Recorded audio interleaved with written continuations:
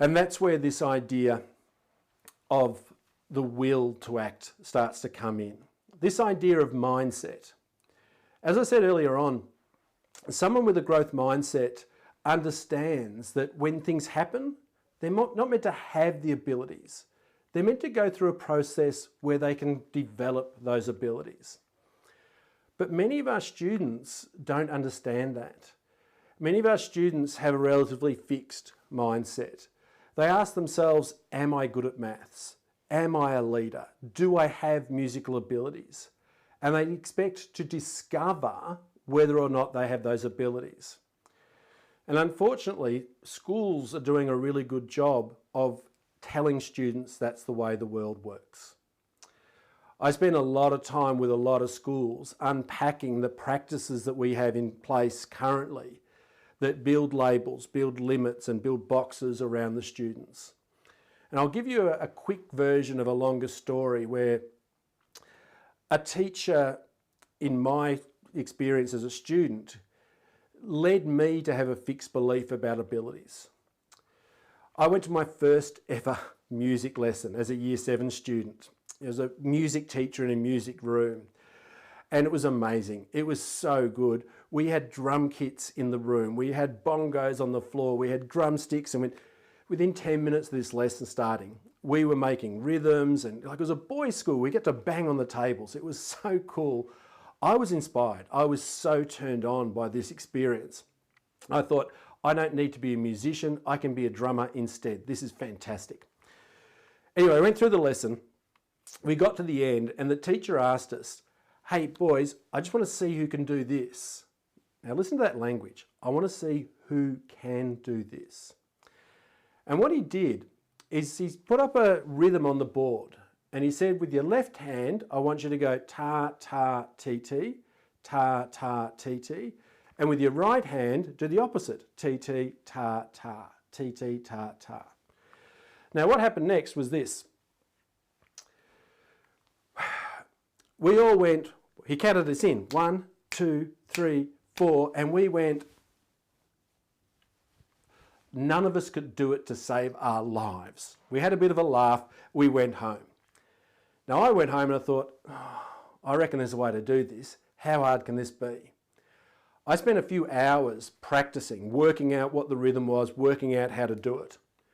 Now, not that this scarred me, but it looks like this. 2, 3, 4.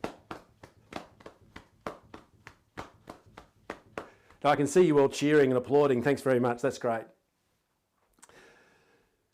Hey, thank you. It's hard. You give it a go. Anyway, I went to tell the teacher the next time I saw him. I said, hey, was this the thing you asked us to do? And I did it. And he looked at me and he went, James, that's amazing. Congratulations. Well done. How did you do it? And I told him about the practice and everything I'd done. And he went, oh, so you can't really do it then. See, in his mind, and I can see Lorna shaking her head. In his mind, there were people who just could do it, and other people who had to work hard to make up for the fact that it wasn't naturally part of them. Now, you all gasp and think that would never happen in your school, but it happens every day. It happens every day that a teacher says, oh, don't worry, we can't all be good at that. Or, you're more of a language sort of student, aren't you? It's no wonder you can't do maths. Don't worry, Melissa's just naturally good at those sort of things. You're better at something else. And those messages send very fixed views of ability. Now what happened, and this is the important part of the story from today's perspective, what happened in every other music lesson after that? I was so inspired, I was so excited to do music in that first lesson. In my second lesson, I sat at the back of the class. I didn't ask any questions, I didn't ask for a turn, because I figured there's no point in me even trying. I don't have the abilities.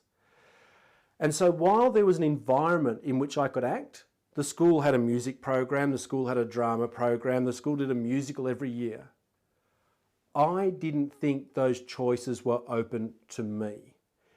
And this is how mindset plays out in the idea of learnership. You become the victim of your circumstances because you don't think you have the choice to change it. And you hear people saying, oh, there's nothing I can do about it. I'm just not that sort of person. I'm not good at those sorts of things. And even though the choice might be presented to you, you don't take it. Now, this idea of mindset and how it plays out in schools is a complex one. And I want to give you another resource, because I joked before about how many teachers are getting their wisdom from Pinterest. And that is certainly true in mindset. When you talk about how teachers are trying to change students' mindsets, there's a lot of posters that say, don't say this, say that. Don't say you can't, say you can't yet. Praise effort and these sorts of things. And the fact is that those strategies just don't work. The research has come back in. The vast majority of school-based mindset interventions are not having an impact. In fact, Carol Dweck said recently that she was pointing out a growth mindset is even more complex than we imagined. In the beginning, we didn't recognise the complexity of implementation.